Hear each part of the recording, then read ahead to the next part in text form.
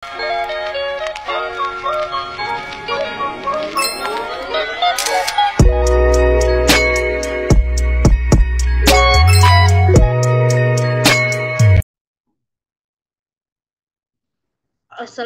warahmatullahi wabarakatuh. Shalom, salam sejahtera buat kita semua. Perkenalkan, nama saya Ranti Simanjuntak dengan NIM B1B122035. Saya dari Fakultas Hukum dan saya berasal dari Universitas Jambi. Di sini saya akan menerangkan mata kuliah Tata Kelola Keuangan mengenai pengeluaran pemerintahan. Pengeluaran pemerintahan adalah total yang dikeluarkan oleh pemerintah untuk berbagai keperluan, termasuk pembangunan infrastruktur, layanan publik seperti pendidikan dan kesehatan. Pembayaran gaji pegawai serta program-program sosial pengeluaran pemerintahan biasanya mencakup dua jenis utama, yaitu pengeluaran operasional untuk menjalankan pemerintahan sehari-hari dan pengeluaran modal untuk investasi jangka panjang. Pengeluaran ini dapat dinamai melalui pendapatan pajak pinjaman atau sumber-sumber lainnya dan dapat memiliki dampak besar pada ekonomi suatu negara.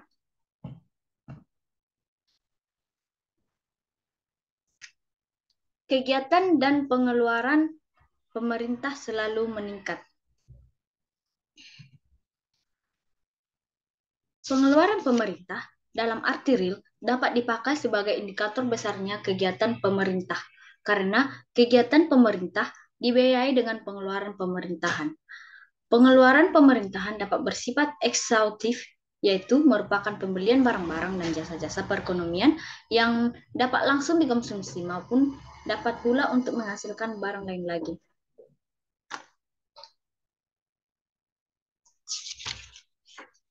Pengeluaran pemerintah dapat bersifat eksekutif, yaitu merupakan pembelian barang dan jasa-jasa dalam perekonomian yang dapat langsung dikonsumsi maupun dapat pula untuk menghasilkan barang lain lagi. Di samping itu, pengeluaran pemerintah dapat pula bersifat transfer, yaitu berupa pemindahan dana kepada individu, masyarakat, atau perusahaan, terutama untuk kepentingan sosial. Bahkan, pemerintah suatu negara dapat memberikan kepada negara lain sebagai hibah atau grants.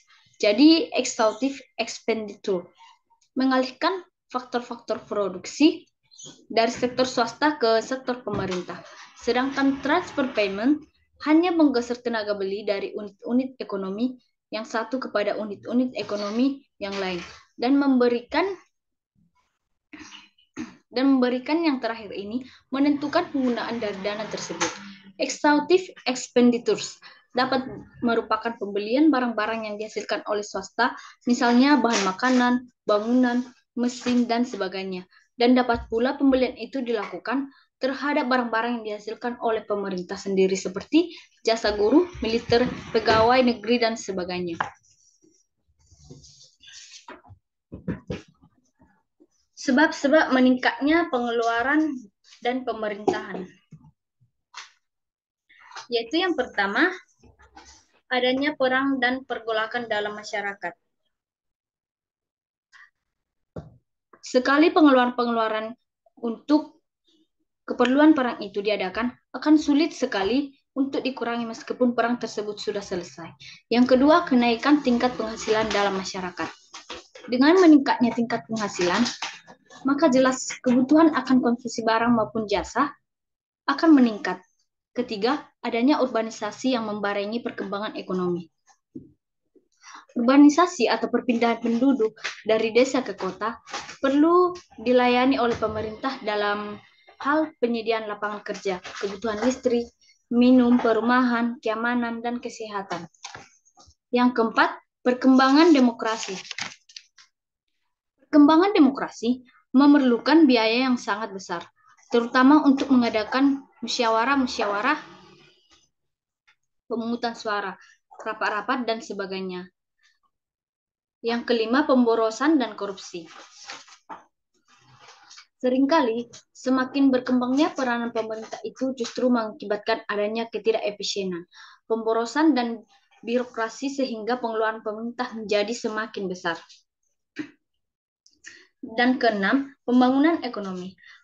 Untuk negara sedang berkembang, peranan pemerintah dalam pembangunan ekonomi semakin mencolok karena pemerintah bertindak sebagai penggerak dan pelopor pembangun ekonomi. Yang ketujuh, program kesejahteraan sosial. Timbulnya program kesejahteraan sosial seperti program panti asuhan, rumah jompo, dan sebagainya, serta penanggulangan bencana alam seperti dampak banjir dan tanah longsor, gempa bumi, dan sebagainya, mendorong peran pemerintah semakin meningkat. Dan yang terakhir, perubahan iklim. Iklim dan lingkungan merupakan barang publik karena memiliki sifat non-exclusion dan non-rivalry. Karena itu, tak pelak lagi kalau pemerintah harus campur tangan dalam masalah penanggulangan dampak perubahan iklim. Efisiensi dalam rangka pengeluaran negara. Yang pertama, penilaian kebijakan pemerintahan.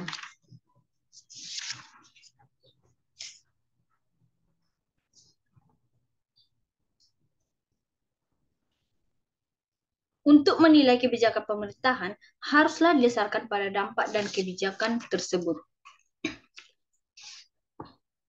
Kriteria yang ada umumnya digunakan untuk menilai tepat atau tidaknya kebijakan pemerintah. Ada 4 kriteria. Yang pertama, keadilan atau equality. Keadilan berarti bahwa kebijakan pemerintah haruslah mempunyai akibat yang tidak berat sebelah. Kedua, kriteria efisiensi ekonomi. Efisiensi ekonomi sering disebut juga Pareto Optimality, merupakan kriteria yang sangat banyak digunakan oleh para ahli ekonomi untuk menilai kebijakan pemerintah. Yang ketiga, kriteria paternalisme. Dalam beberapa kasus, kebijakan pemerintah adalah untuk menyediakan barang-barang atau jasa yang sebenarnya tidak diinginkan oleh masyarakat. Dan yang terakhir, kebebasan perorangan. Pada umumnya, orang memberi nilai tinggi terhadap kebebasan perorangan, maka dari itu, pembatasan yang ditetapkan oleh pemerintah terhadap kebebasan perorangan ini harus sekecil mungkin.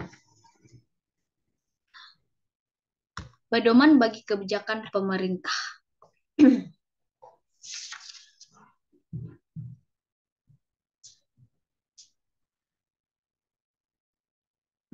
Aktivitas pemerintah yang sangat luas dan selalu meningkat itu perlu diciptakan suatu pedoman bagi pelaksanaan aktivitas pemerintah sehingga dapat dicapai suatu hal yang maksimal. Yang pertama, harus ditentukan sasaran dari setiap pengeluaran atau dari setiap kegiatan pemerintah. Kedua, harus dibandingkan hasil-hasil yang mungkin diperoleh dari kegiatan-kegiatan itu dilakukan oleh swasta. Ketiga, suatu alat yang cukup baik sebagai dasar pertimbangan dalam menjalankan berbagai aktivitas pemerintah itu adalah apa yang disebut dengan anggaran dan belanja negara atau APBN. Yang kelima, kebijakan subsidi.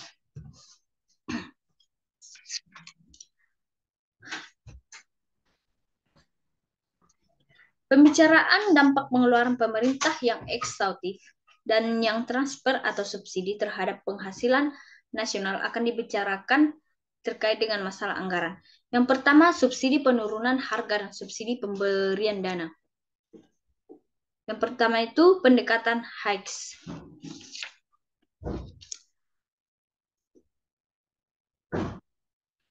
Kemudian, kalau kita menilai besarnya subsidi itu dalam bentuk uang kepada konsumen, agar supaya konsumen juga dapat berada pada tingkat kepuasan yang sama atau kurva tak acuh, seperti halnya konsumen mendapat subsidi dalam bentuk pengurangan harga, maka kita akan menggeser garis budget ke kanan, menggambarnya garis budget sejajar dengan garis budget BD dan menyinggung kurva tak acuh IC dan menyinggung garis budget yang sejajar dengan garis budget BD dan menyinggung kurva tak acuh.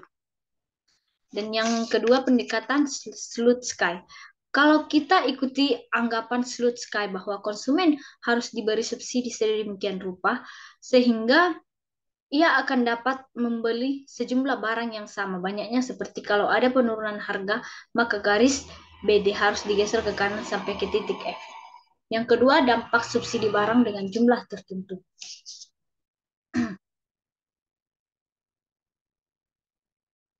Subsidi atau bantuan barang dengan jumlah tertentu dapat berakibat yang pertama, mengurangi jumlah pembelian barang yang disubsidikan, tetapi konsumen total bertambah. Yang kedua, tidak mengonsumsi konsumsi total. Yang ketiga, konsumsi menjadi terlalu tinggi. Yang keempat, konsumsi menjadi terlalu rendah. Mari kita bahas satu persatu, yaitu subsidi mengurangi jumlah pembelian barang. Misalkan pemerintah memberikan subsidi bahan makan. Sebelum ada subsidi, keseimbangan pada dengan kuantitas pangan yang dikonsumsi sebesar dan barang lain sebesar M1.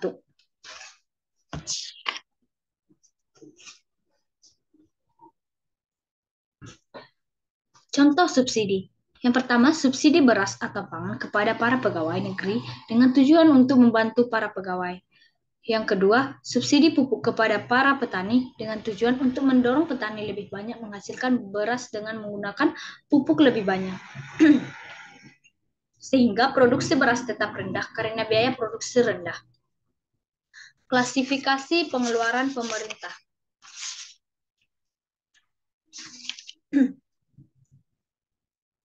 Pengeluaran pemerintah dapat dinilai dari berbagai segi, sehingga dapat dibedakan menjadi beberapa golongan, yaitu yang pertama, pengeluaran yang merupakan investasi yang menambah kekuatan dan ketahanan ekonomi di masa yang akan datang. Kedua, pengeluaran yang langsung memberikan kesejahteraan dan kegembiraan bagi masyarakat. Ketiga, pengeluaran yang menyediakan kesempatan kerja bagi banyak dan penyebaran tenaga beli yang lebih luas. Berdasarkan atas penilaian ini, pengeluaran negara dapat dibedakan menjadi beberapa macam. Seperti pengeluaran yang self-equating, sebagian atau seluruhnya. Artinya pengeluaran pemerintah mendapat pembayaran kembali dari masyarakat yang menerima jasa atau barang-barang yang bersangkutan. Yang kedua, pengeluaran yang reproduktif. Artinya pengeluaran yang mewujudkan keuntungan ekonomis bagi masyarakat. Ketiga, pengeluaran yang tidak self-liquidating, yaitu pengeluaran yang langsung menambah kegembiraan dan kesejahteraan masyarakat. Keempat, pengeluaran yang secara langsung dan tidak produktif dan merupakan pemborosan. Misalnya untuk pembiayaan pertahanan perang, meskipun pada saat pengeluaran terjadi penghasilan perorangan yang menerimanya akan naik. Dan yang terakhir, pengeluaran yang merupakan penghormatan di masa yang akan datang. Misalnya pengeluaran untuk anak-anak yatim, yaitu kalau hal ini tidak dijalankan sekarang, kebutuhan pemeliharaan bagi mereka di masa mendatang pada waktu usia yang lebih lanjut pasti akan lebih besar. Jadi, kesimpulannya, pengeluaran pemerintah adalah total yang dilakukan oleh pemerintah untuk berbagai keperluan, termasuk pembangunan infrastruktur, layanan publik, seperti pendidikan dan kesehatan.